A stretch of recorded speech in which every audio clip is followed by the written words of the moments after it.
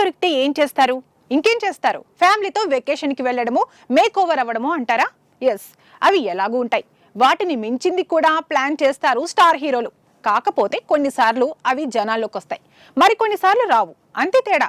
Latest గా NTR time spend చేయబోయే విధానం మాత్రం పాపులర్ అవుతోంది.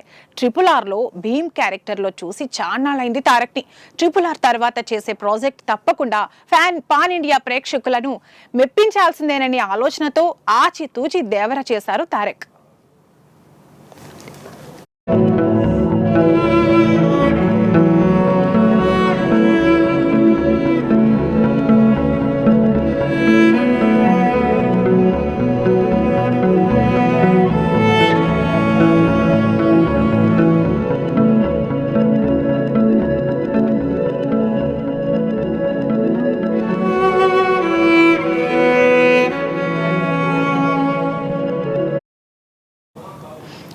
సినిమా రిలీజ్ అయ్యి RRR కలెక్షన్లను దాటేయాలని కోరుకుంటున్నారు ఆడియన్స్.